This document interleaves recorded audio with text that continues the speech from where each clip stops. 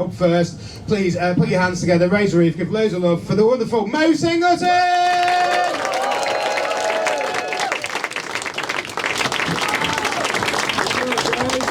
How we doing? We good? Yeah? All right. Got the little microphone. Cool. Nice. I'm back out here in Edinburgh. This is cool, man. It's my 3rd year here. I love it out here, man. The first time I came out here, I was a bit confused because I wasn't sure if it was just my neighbor or if it was the Scottish thing, but I woke up every morning to bagpipes, and it was just one song. Is there only one song you can play on bagpipes? Yeah. Is it just Amazing Grace? You know what I'm saying? You can't play no Kendrick or something, you know? Some Snoop Dogg? I also learned that the Harry Potter movies was shot out here, so I watched those for the first time. And after watching those movies, I learned that I'm the Black Harry Potter. I am, yeah, because I got these glasses, I got a forehead scar, and I got a group of old white men in robes trying to kill me. So I'm just like, touche, JK. It's cool, man. I feel safe out here. It's pretty safe out here, man. And I think it's because the cops don't have guns. Yeah, they don't have guns, you know, so I feel safe. I saw a cop eating an ice cream cone, and I got so tempted to smack the shit out that ice cream cone. It's like, get back to work. Tag, you're it, you know. It's cool, man. You like cops out here? You guys like the cops? Okay, nice. All right. I was recently in Copenhagen. I was in Copenhagen, and I learned that Copenhagen is one of the safest places in the world. And I can attest to this, because I was on the metro with a guy holding a brand new PlayStation 5. And I was like, holy shit, is that safe out here? So I robbed him.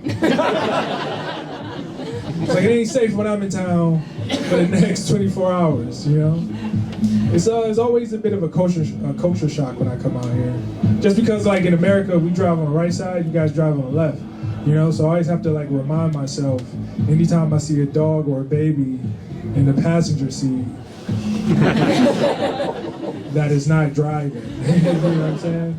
Which is so convincing, because you see the dog at the light, you know, his head out the window, fur blowing in the wind. It's like, beep, beep, get in, loser. Yeah. That's cool, man. Nice. I don't know, man. People always walk up to me and they ask me if I'm high, and I think it's because my eyes are always red, you know. But I have to tell them I don't smoke. I just suck with my contacts in. You know. Anybody smoke? We smoke weed in here? You know? Yeah. Okay. I'm not a cop, guys. I promise you. I promise you I'm not a cop. Actually, I stopped smoking weed because weed has gotten too strong. It has. The last time I got high, I did my usual. I finished my joint. I went to the bathroom. I started my shower. I went back to my room, picked out my clothes. I laid them out. And then I sat on my bed for like 15 minutes trying to figure out who the fuck was in the shower. I was like, yo, this weed is way too strong, man. Like you ever be so high, you looking for your phone, it's in your hand? You turn the flashlight on, everything. You're like, what the fuck? It's my phone. You're like, hello, I gotta call you back. I'm looking for my phone, you know? I was like, yeah, man, it's this, I had to stop. It's too much. Yeah, man. It's cool. Are we drinking? We got drinks? A little bit? Nice. Few people? Okay, nice. I like that. Nice. I like to drink. My drink of choice is a Negroni. I love a Negroni. It's very classy, you know? Yeah. Also, I used to bartend, but I don't miss that, though. I don't miss that. But one thing I do miss was watching white people nervously order Negronis. I do miss that. That was a highlight of my shift. You know? And I'll see them and I see what they want, and they're like, I'll have the nig. And I'm like, what you call me? And I go, nah, I'm just fucking with you. I'm just fucking. It's cool, man. All right, you guys are cool. You got a little tight at first, and then it's like loosen up. Okay, nice. Do we like superheroes? We like superhero movies? Yeah. We like that? Yeah. Okay, cool. All right, hopefully you like this joke. Okay, so I feel like we can all agree, out of all the white superheroes, Flash should have been black. Yeah. Name a fast white man.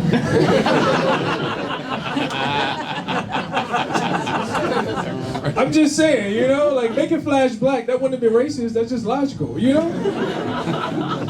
The fastest man in the world is black, and his last name is Bolt. Don't hit no faster than that, you know? It's cool, man. All right, so before I get out of here, I just wanted to know, clap it up if you got friends. Clap it up if you got friends. Hell yeah, man. Having friends is important. As you get older, it becomes difficult, especially for men. I feel like it's difficult, you know. And I'm a simple kind of guy. I'm a simple kind of guy. Like my man right here. If I see this man at the bar, chatting up with a lady, making her laugh, you know, he got nice style, that's my kind of dude, you know? But I can't walk up to him and be like, hey, bro, I like you. You want to get out of here? That's weird. That's really weird. So I learned the secret to making friends as an adult. And the secret is cocaine. Yeah.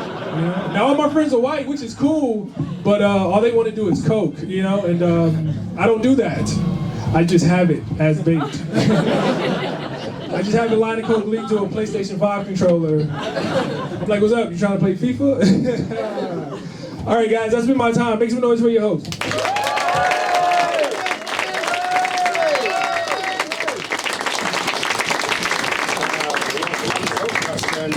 There we go, 1, 2, yeah, okay. That's gone off again, hasn't it? That's what's happened there. Oh, good Jesus. At least it's happening to me, not one of the people under pressure. That would be worse. Listen, guys, 1 down, 3, maybe 4 to go. We're still in that situation. I think at the end, I was backstage thinking, maybe I'll just come out and do that, but the 5th act and call myself a different name, do a character. We'll see. Up second, please, just like you did for Mo, give loads of love, put your hands together, raise your ear and give it up for Daniel Toppany!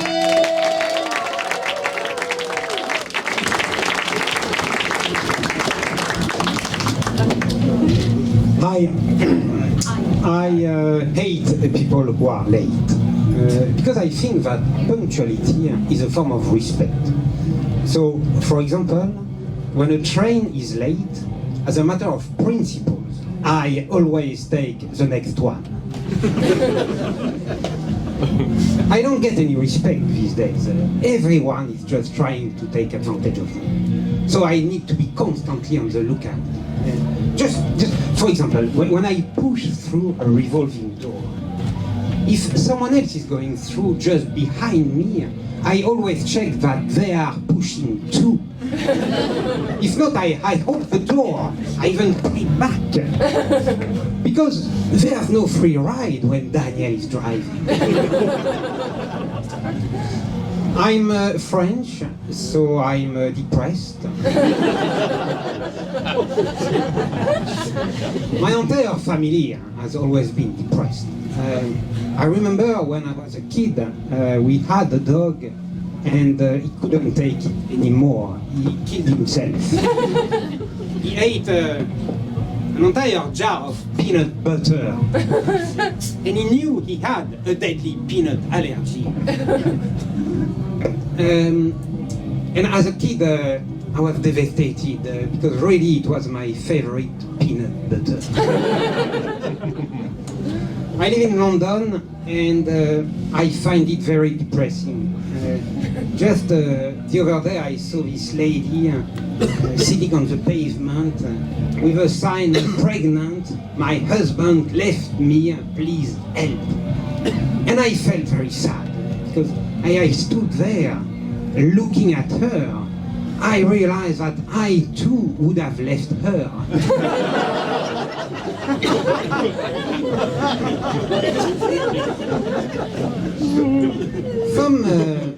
Some people say that life is short, but frankly, sometimes I think it's not short enough. But hopefully, a few years ago, I read that running helps when you're depressed. So I run a lot. And once I was running a marathon, and a guy just collapsed and died in the middle of the road. And as I was coming up to his body, still smoldering, I started to reflect on how fragile life is. But in the end, I just thought, what a pussy.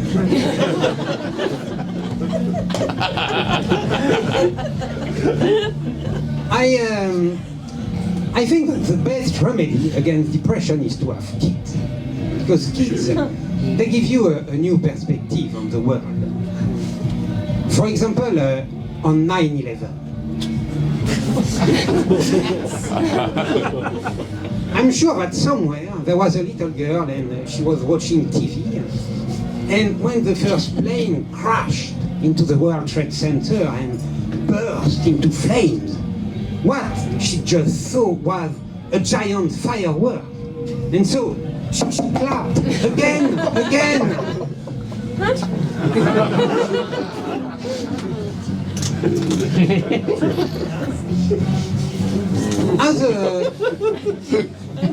As a straight man, the very idea of ketchup makes me very uncomfortable. Because I think that having to spank the bottom of the bottle to get it to gush out tastes a bit gay.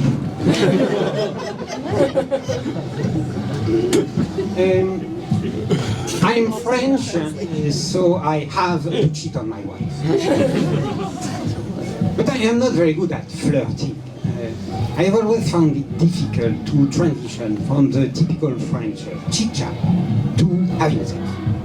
I mean, to go from impressing a girl with some existentialist bullshit to letting her know that the only thing I want is to shove my chubby penis deep somewhere inside of her is a challenge. So I prefer just to go to prostitutes, which is exactly what I'm going to do after this show.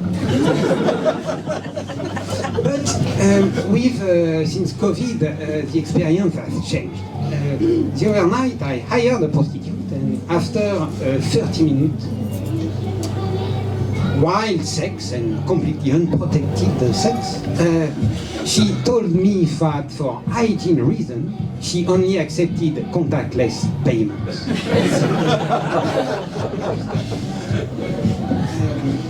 I recently read that 1 hour of running can add up to 7 hours to your life. I immediately stopped running. I'm not afraid of death per se. What I'm afraid of is to die without having achieved anything significant, something that anyone could recognize. So for me, I would like to die with a good credit score. Thank you.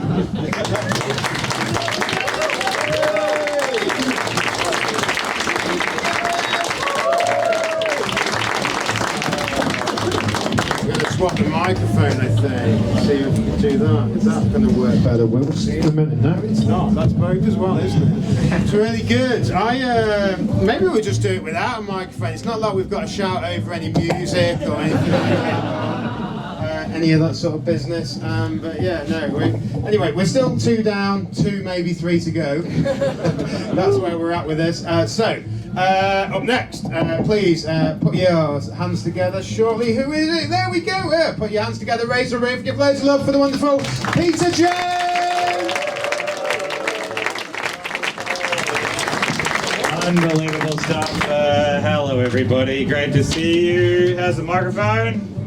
Yeah, great. Sometimes. That's perfect. Hello, everybody. I hope you're all enjoying the Fringe. I hope you guys are going out and seeing musicals at the Fringe. That's my big tip for the Fringe. You got to go see the musicals, because the musicals that come to the Fringe, they want to make it to the West End. And some of them, like 6 at Operation Mincemeat, they ended up on the West End. And then there's the other ones, and you got to go see those musicals. Those are the musicals you got to go see. You got to see the bad musicals. Oh my God, the bad musicals. One time, I went to see a musical called The Time Traveler's Wife.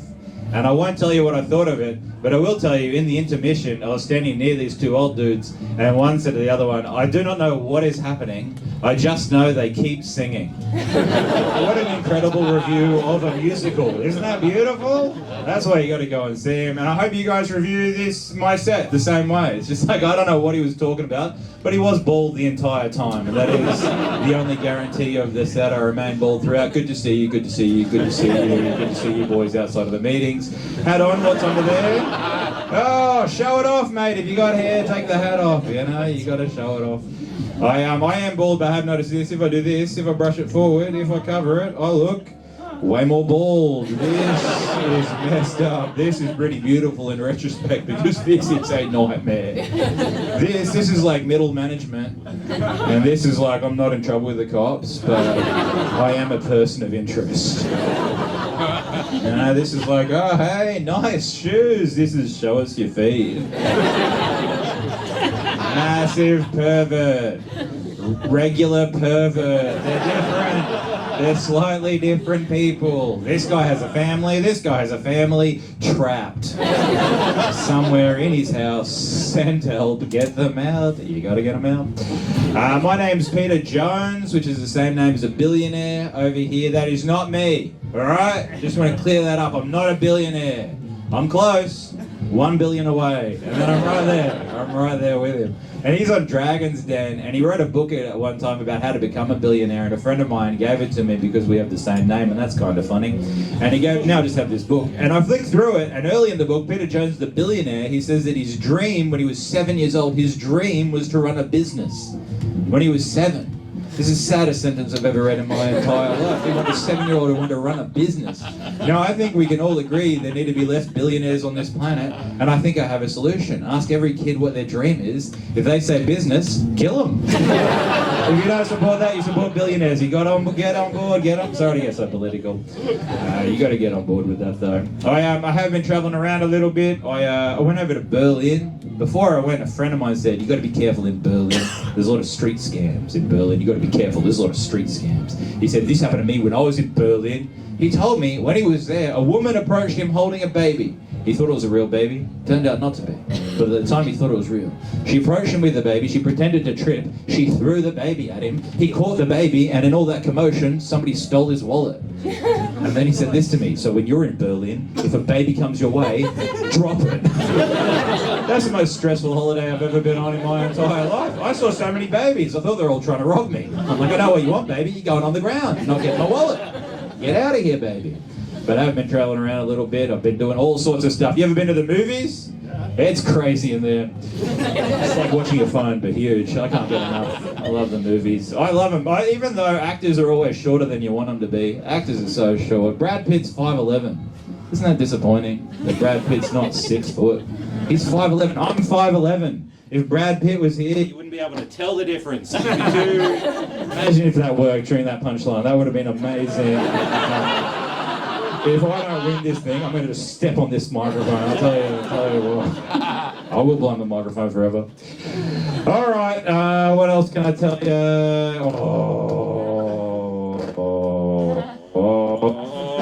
What's happening? What's the difference between this and that? All right, final joke. Sans mic. All right, here we go. All right, any Americans in? Yeah. Oh, sick. Thank you so much for everything at the moment. Great stuff. Beautiful work. I tell you what I love that you guys do, it's your peanut butter. I love American peanut butter. I don't know what you're putting in it. It's not peanuts, but it's something. I'm addicted. I'm addicted to American peanut butter. I bought a jar of this stuff to bring with me back to the UK on the way to the airport because I wanted to bring, and I put it in my carry-on luggage. I was going through security at the airport, peanut butter in my carry-on. But my bag went through the machine, security guy pulls it out, pulls me aside, we walk over to the x-ray, screen, on the screen, x-ray of my bag, large jar shape inside. He points at it, he goes, is that peanut butter? I said, yeah. He goes, you can't take that on a flight because peanut butter is a liquid. What? All right, then pour it out. Peanut butter's a liquid. I don't know many liquids that come in crunchy. You can still take it with you, you just can't take it in your carry-on luggage. You can check it and pick it up on the other end when it comes out on the baggage carousel. There's no planet where I'm standing at Heathrow Airport just waiting for a jar of peanut butter make its way around a baggage carousel. I'm like, yeah, sorry, that's my luggage. It's liquid, they make you check it. That's got to be why you can't take a knife on a flight, right? In case it starts spreading peanut butter, what's going on? It's a concern. But he made me take it out, he threw it away, and I got on without my peanut butter, and I was furious because I didn't have my beautiful peanut butter anymore. And I got on my phone, sat down, I was like Googling, is peanut butter a liquid? And peanut butter is not a liquid. But it's also not a solid. It's neither. Peanut butter is something called a non-Newtonian fluid. I know, No, delicious. But what it means is it's sometimes a liquid and it's sometimes a solid. It just depends on the situation. Like the reason that peanut butter is a liquid is because you can spread it. But you can spread my cheeks and they're solid as a rock.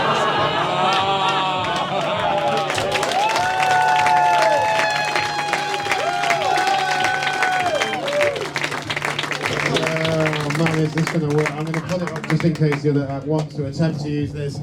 There is still one. There is still one, maybe two acts left. I think should we just let go of the fact that there's just going to be one, and then that's what's going to happen. She is not coming, but I might do a drag act in a minute. So up for. Let's accept it last. I find that. Please put your hands together, raise your roof, and give loads of love for Fab Goualin.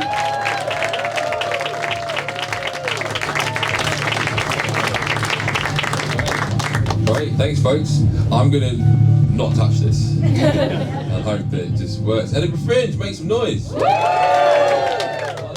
I'm loving the energy. Please try and maintain that for me. A couple of months ago I hosted a really difficult show down in London. It was like impossible to get laughter out of this crowd. And at the top of the second half I decided to speak to a woman. She brought in a dog. I asked this woman, what is the name of your dog? To which she responded, Edinburgh. Now obviously, my follow-up question was why did you name your dog after the fine capital city of Scotland? At which point a mate of mine in the audience blurted out, "'Cause he's got a fringe!" The room erupted. That joke got the only applause break of the night. Me and this friend are no longer on speaking terms. But yes, my name is Fab Goualin and I'm a native Londoner of French and Nigerian descent, which is usually a much more interesting declaration. But obviously tonight there's already been a black person in it. I will do my best. But you know what, being French and Nigerian, I've always been really conflicted, because on the one hand, as a French person, I've always really liked fine wine, good bread, and nice cheese. But on the other hand, as a Nigerian, I've always really liked defrauding people on the internet.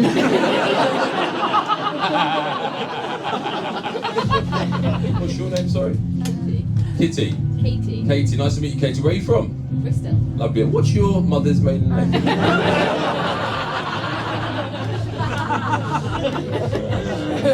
It's that easy, folks. Any other French people in tonight? None. Okay, I guess those borders are tighter than we thought they were.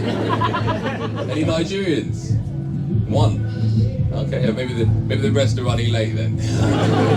Oh, you guys don't know about that? Yeah, Nigerians are notoriously late. Famously late. It's like a stereotype. People get really weird about stereotypes, don't they? Some stereotypes are rude and offensive. That goes without saying. Some stereotypes are funny, and some stereotypes are just plain true. Like this one, you guys know about toilet attendants, right? No spray, no leg.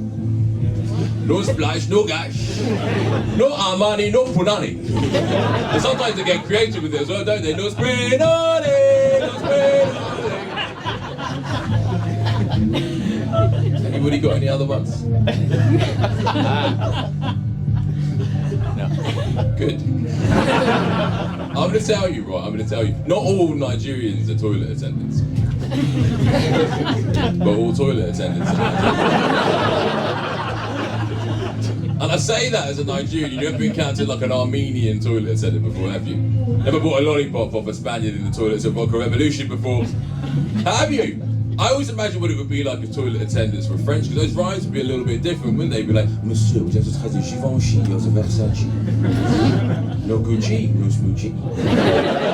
Or my favourite one, no Louis Vuitton, no ho! You can have that one for free. Do you know what? There is one stereotype that does piss me off. It's that one about French people being rude and dismissive. What did you think, Katie? Shut the fuck up. That was really rude of me. What do you do for a living, sorry, Katie? So let's bought a new pair of shoes. You ever had pets, Katie? You never had pets? Sure. What was the name of your first pet?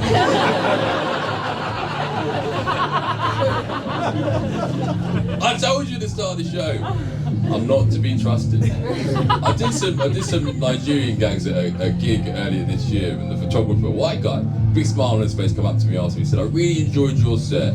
And I was in the police for 25 years, so I know a thing or two about Nigerians. Sorry? Now look, I'm not the kind of person to shout racism at every microaggression. I prefer to give people the benefit of the doubt. If I'm in a supermarket and a security guard's following me around, maybe he fancies me. And I wanted to give that same benefit of the doubt to this ex-police officer. But whichever way I looked at it, the explanation was racist. And that's exactly what it was. Casual racism. Even worse, accidental racism. And I was offended. I was upset with this photographer. And not just because the photos were shit. Because he can make me feel so good in one breath and so bad in the next. Because obviously his impression of Nigerians was a negative one. That we're criminals, delinquents. Do you know what I did to make myself feel better? I stole his fucking camera. Thank you very much, I've been Fab Goualin.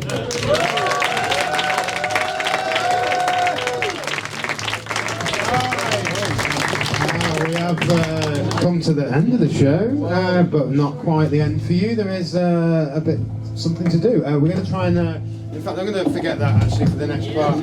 But we're going to try and judge it in the way that I think is the fairest and the less cruel.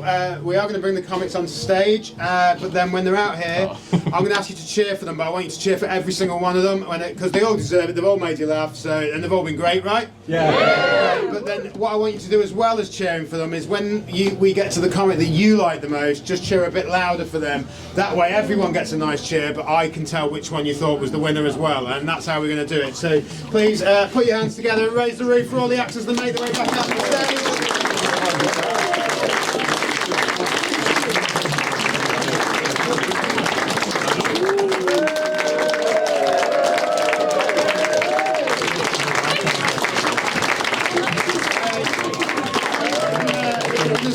Closest to me, yeah, that's the order you came on. Well done, guys. Thank you for doing that. That made my life really easy. Jesus, you're way more professional than the microphone setup here. So we're going to start with Mo, but before I do that, chair, just know that we're starting with him. I've been the first person in a lineup like this before, and someone asked for the cheer, and the audience didn't quite hear, and I still swear to this day I should have won that. And I didn't. I come last. We're going to cheer for Mo first and then move it along. So please put your hands together, raise the roof, give loads of love for Mo Singleton. Give it up for Daniel Topping. Give it up for Peter Jones. Give it up for Fab Goualin.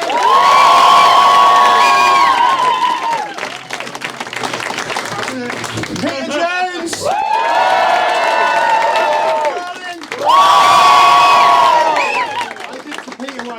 I'm sorry, guys. I'm going to say bye to you guys. Give them a round of applause. I think they were very even. And then I did exactly the same to him as I just said. I announced the cheer without actually saying I was going to do it. And so let's give them one cheer each and find a winner. I think they're both been pretty good tonight, same as the guys backstage. So sorry about this breakdown mid-Fringe, Peter and Fab, but it's my fault. I've done that. We're going to cheer for them both again, starting with Peter. So please, if you thought Peter was the best, give it up for Peter Jones!